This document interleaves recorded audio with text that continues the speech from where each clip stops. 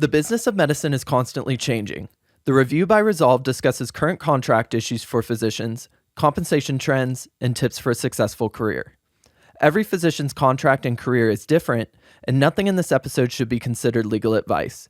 If you have specific questions about your career, please consult with an attorney. Now, on to the show. All right, well, welcome back to The Review, podcast where we talk all about physician contracts and things that affect physician contracts. And we are here today with a special guest, pediatric nephrologist. And if you've spent time in the social media and GME circles, you might know him as the Sheriff of Sodium. We got Dr. Brian Carmody with us. Thanks for being on. Oh, I'm happy to be here. So my first question, I hope this is an easy one for you. How did you come up with the name Sheriff of Sodium? Well, I actually didn't come up with it. It was actually one of my attendings when I was a resident, because on weekends when I would round in the NICU, I would ruthlessly try to eliminate the sodium from the preemies' total parenteral nutrition, to try to spare them from getting bronchopulmonary dysplasia. And in my efforts, I earned the nickname the Sheriff of Sodium. And then when I started talking about medical education stuff and I decided to start putting that on a website, I needed a domain name that wasn't taken. And remarkably, Sheriff of Sodium was at that point still available. So, I snatched it up. That's awesome. Well, I've had a couple kids in the NICU, so all of us parents appreciate you guys in there for everything that you're doing. Let's dive in. I've got a whole list here of questions for you. I guess I want to start out with just your perspective. You've written on this, quite a bit, I think, but talk to me about physician shortage, that term, kind of supply and demand of physicians. Give me your take on where we sit today with that, and just kind of your thoughts on that in general. Oh, man. Yeah, you're going to get my blood pressure up with this one. Literally just this morning, I was listening to a podcast episode on Freakonomics. They were talking about the physician shortage, and it got me so angry after a few minutes, I had to turn it off. If you follow me, I am skeptical that we have a physician shortage on any real scale in this country. What I think we have that's beyond dispute is we have problems with access. We have problems with the distribution of physicians. It's unquestioned that many patients wait a long time to see the doctor, or they have to travel long distances, or they struggle to access care, when and where they want to. But whether those are problems that truly indicate a physician shortage, or I guess a better question is, whether those are problems that actually would be remedied by opening more med schools and training more residents, I think is very questionable. The moment when I turned the podcast off actually was when they were talking with the former CDC director about the shortage of infectious disease physicians, which of course I do believe there is a demand for infectious disease physicians that's not met by the current market. But in a world where half of ID fellowship positions sit unfilled, which is in fact the world we live in, opening more medical schools is not going to fix that problem.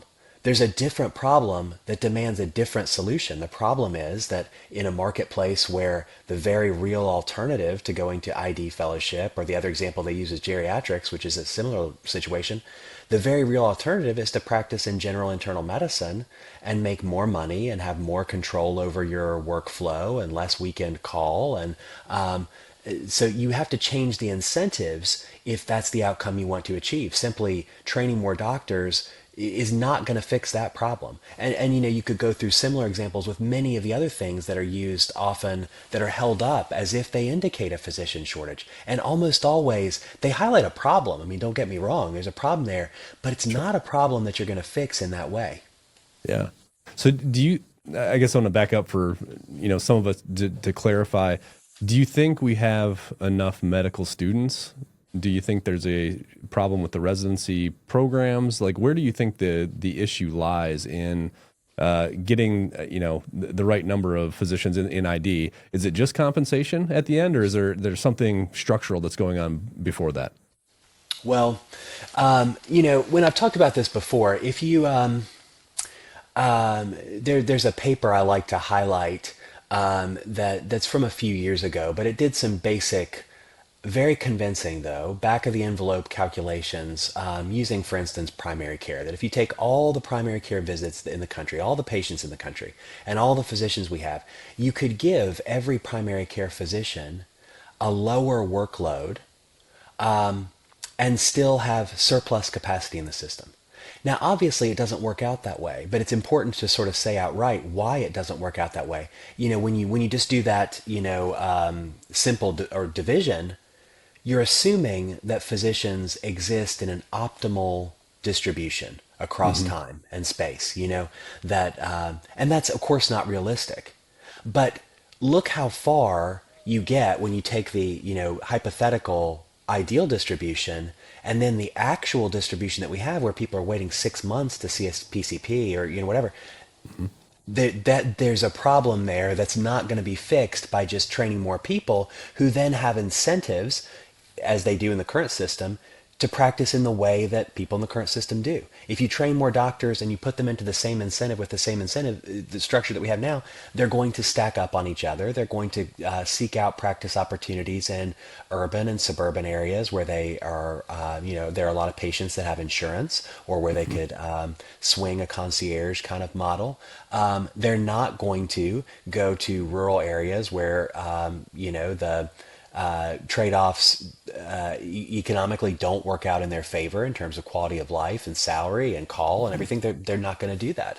And you'd have to train an awful lot of extra people to achieve, more people finally saying, oh, well, I'd always wanted to practice in the, leafy suburbs of Northern Virginia, but I'm actually going to pack up my bags and go into rural Appalachia because there's no more patients to see. I mean, you'd have to saturate the market, which would come at great harm, not just to, society at large when we have a GDP that's 18% healthcare expenses, but I mean to patients too that are going to get things done unnecessarily. So in my opinion, the problem is we don't have incentives for doctors to practice in the way that really society wants them to.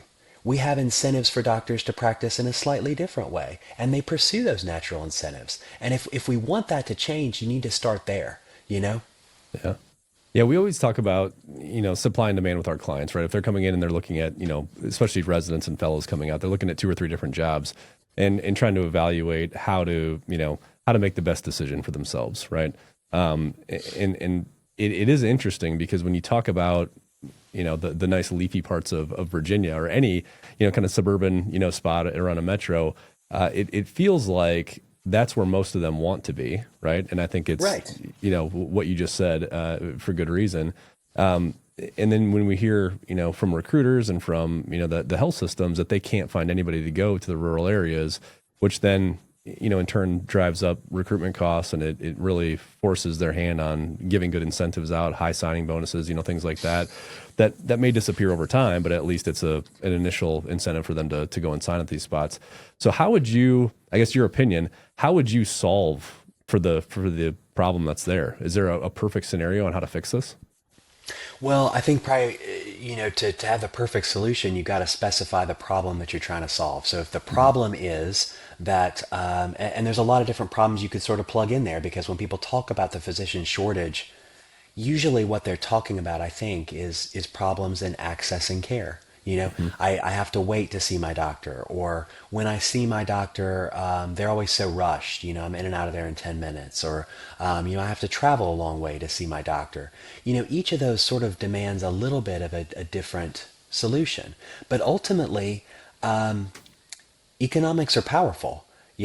I mean, I'm sure you've had the experience of being at the airport one day when, a flight was oversold and they start saying, who wants to move their seat? We'll give you $50, $100. It seems like every time I'm at the airport. Yeah, right. Yeah. Exactly. And eventually, the number gets up to a number that for a given person, it becomes worth the inconvenience of changing their flight. And for some people, that number could not be achieved. They've got to be at a place in a certain, and that's the same way with the physician market. There's some people that, my family is in the DC suburbs, I have to be there. My spouse is there, I have to be there. There's no amount of money you could pay me to go and work, in this rural area. But for many other people, if the price increases, they will. And the fact that they haven't is really proof positive that the price hasn't increased to a sufficient level. But like the medical market doesn't function in many ways like regular markets where Yeah. prices can vary in that way. But that, if you want people to practice in those areas, they've got to have an incentive to do so. Yeah. Well, this is a hot topic with most physicians, is, APPs coming in, especially in primary care, right? Nurse practitioners, physician assistants. Do you think if there is a shortage or if there is an access to care issue, how much do you think we can lean on those, right, professions to help solve for some of that? Or can't we? Yeah. I mean, I think that's certainly occurring. The funny thing is, you know, it's often sort of argued that nurse practitioners and physician assistants, are going to fix these rural health crises, and it is true that they are somewhat more likely to practice in those locations and harder to fill areas.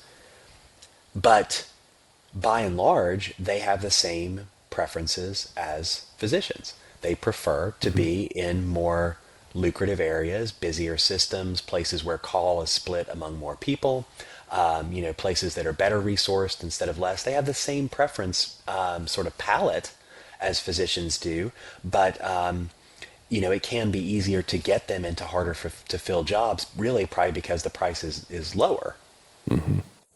Yeah, no, I agree. Do you think, or I guess, who do you think the current structure is benefiting the most? I mean, from an economic standpoint, why, the system is structured the way it is it because health systems are benefiting? Is it, physicians protecting their turf and the incomes that they can create?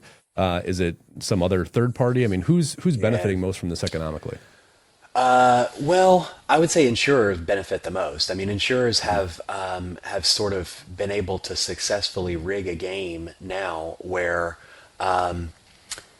without getting too into the weeds, most of your listeners probably know, part of the Affordable Care Act specified a ceiling profit margin that health insurers can take.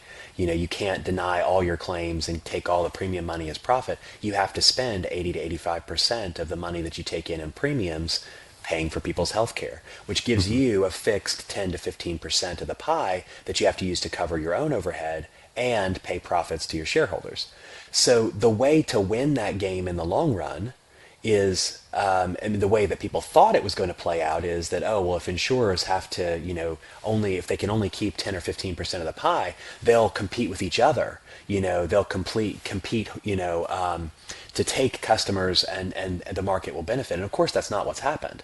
What they have done instead is simply increase premiums as much as the market will bear year after year, so that the size of that 10 to 15% of the pie gets bigger because the pie is getting bigger every year. Sure. So all you have to do is have predictable expenses and grow your expenses every year to justify a premium increase, and don't make a premium increase that's too much more than your competitors so that you don't lose market share. And you've got a recipe that can give you, a 5% growth, every year, 10%, 5%, every single year. And of course, that's what we see. Yeah. Yeah, it's really interesting. How do you feel about a lot of discussion recently, right, with immigration issues, and there's obviously a fair number of J1 physicians and H1B physicians that come over. How do you see them playing into the overall job market for physicians and the whole supply and demand issue that's out there? Yeah, I think sometimes there are people who argue against having our physician workforce be dependent on immigrant physicians, and they don't really think through what the consequences of doing away with that would be. And what I mean is, like around a quarter of physicians, I think, give or take, are international medical graduates. Correct. And of course, that exists because there's a need. If you take all the U.S. MD and DO graduates, it's not enough to fill all the residency positions. It's not enough to satisfy the demands of the market for fully trained physicians. And so But sometimes people have this idea that, well, gosh, what we should do is increase the number of USMD and DO graduates up to the level of residency positions we have. And they don't think about what the natural consequence of that would be, which is that a lot of USMD and DO graduates are going to get stuck in residency positions that they don't want. Having international medical graduates fill in the spots allows some fluidity for USMDs, MDs and DOs that's appreciated and beneficial. I mean, imagine if we had, 30,000 graduates and 30,000 residency positions. Well, everyone would get one. I mean, every graduating student would get one. But, I mean, if you said, oh, well, I was hoping to do, dermatology residency in New York. Oh, sorry, that's full, but we've got family medicine in Kansas. That's what you get. Yeah. I don't think that students would like that. I think that would, in the long run, result in lower quality applicants pursuing medicine, knowing that after 4 years they may be assigned wherever. Sure. So I think it's a necessary and beneficial, buffer on the system to have, capable physicians from around the world come and fill gaps in our healthcare system and add value. I think it's a net benefit. Yeah. Yeah, I mean, we certainly, work with a fair number of physicians, especially coming out of training that are on J1s, but by and large, they're going to the underserved areas, right? And so they're filling some of that need as well, right? Which Right. if the U.S. citizens aren't willing to go there, it helps all of us that they're doing that. So yeah, that's really interesting. So if you had a crystal ball and you can look 10 years into the future, do you think this problem gets better or worse? As far as physician shortage? Yeah. Yeah, I think it's going to get much better, but not in a way that benefits physicians. I think it's going to get much better because of AI. I guess I'm on record as saying I think AI is going to replace many physician jobs. Sure. Tell me about that. Which jobs do you think are most at risk? Well, I guess I would say most of them, but I mean, if you want to know why, I guess I'd put the simple argument to you this way. The first sort of premise of the argument is that AI systems right now, not some pie in the sky hypothetical super bot of the future, but AI systems right now can do most physician decision making. And if you accept that to be true, which if you don't, I mean, you can look at studies. I mean, some of the most compelling ones, one was actually just recently highlighted in New England Journal that, I mean, you compare an AI to an AI plus human to a human, and the AI beats them. The AI beats AI plus human. The AI beats human. And that's a diagnosis. But treatment decisions, I don't think that, so premise number one, let's just suffice to say, is that AI systems are capable of replacing much physician decision-making and much physician work. The only thing that keeps that from occurring is the regulatory barriers. I mean, the fact that bots don't have an NPI number. They're not recognized. They can't bill the insurance company.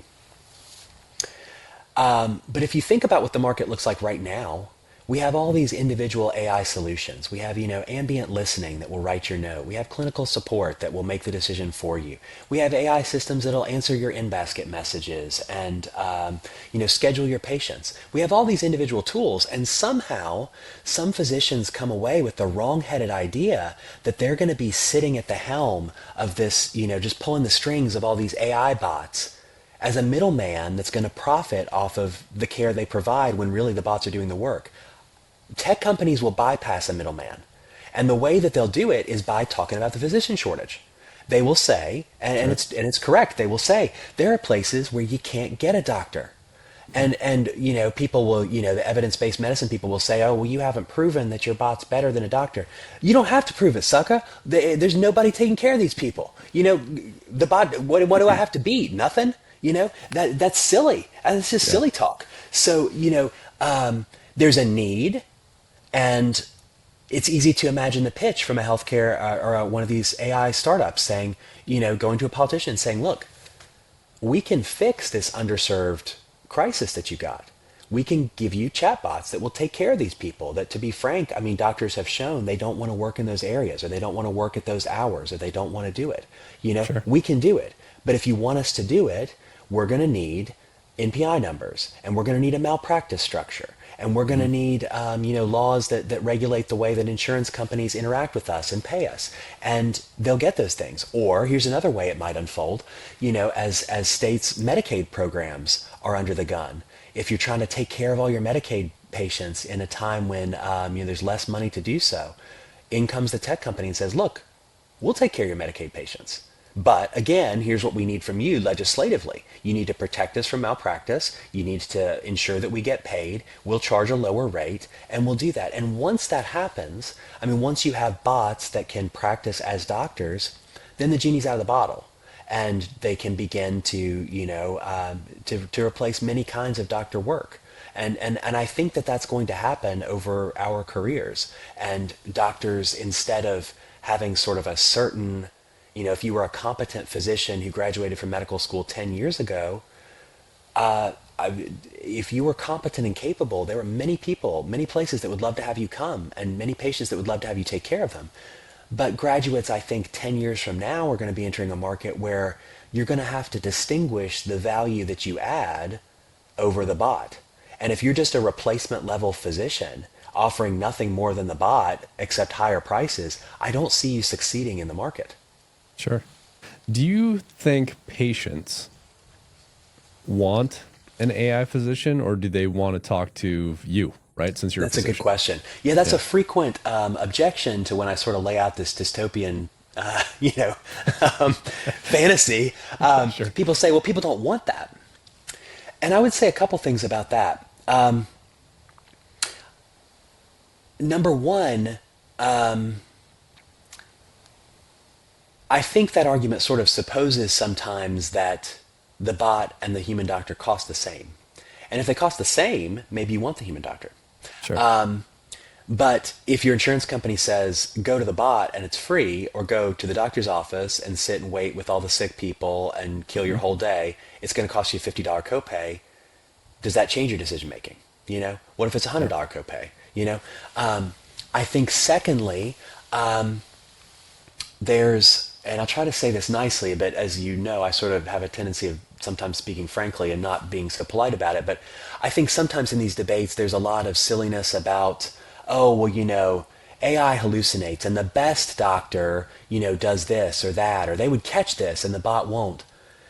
And focusing on the high end of physicians is really not appropriate, because that's not the care that most people receive.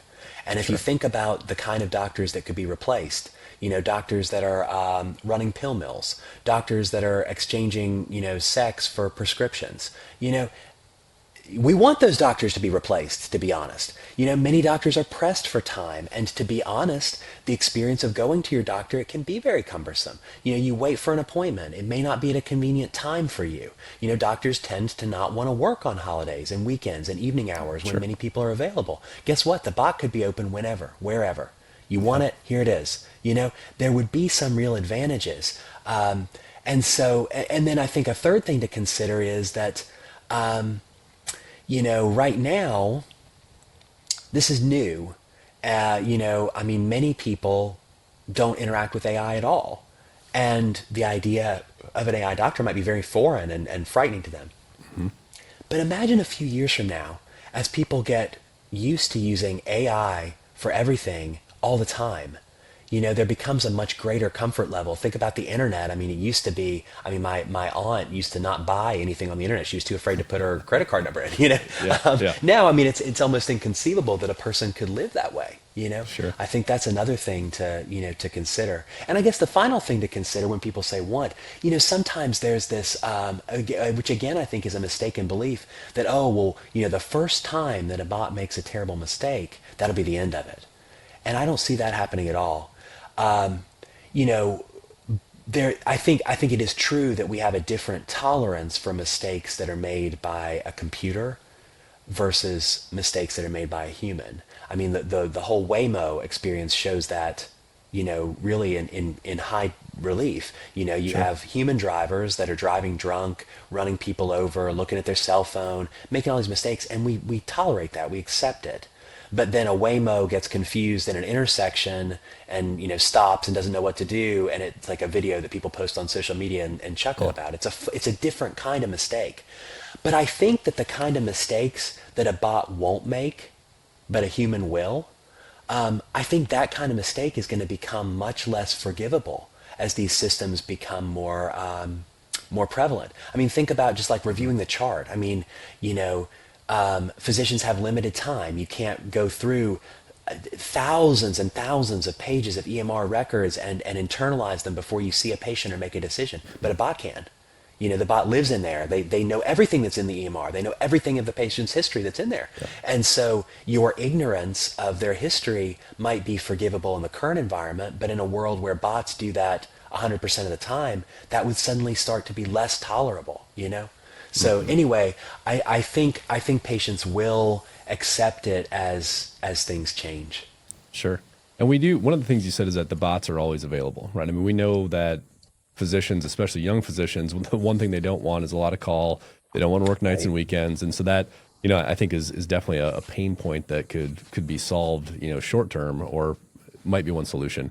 I guess I want to ask you one question here to close. And I think this ties in perfectly, is if you are a resident coming out right now, right, with in theory, a 30-year career in medicine ahead of you, with the changes that are happening and with all the macroeconomics that you just kind of laid out of the system, how would you advise them to maximize their career earning potential? Because that's the one thing we focus on a lot, is making sure you're paid what you're worth, and making sure you're, in a situation that you don't burn out of contractually, that you have the right call schedule, that you have all those things. What's your advice to residents and fellows coming out? Yeah. I might be a funny person to get that advice from, because I guess I'm someone who's sort of in some ways has chosen against some of the standard advice in those areas. But I would say that your career is your own.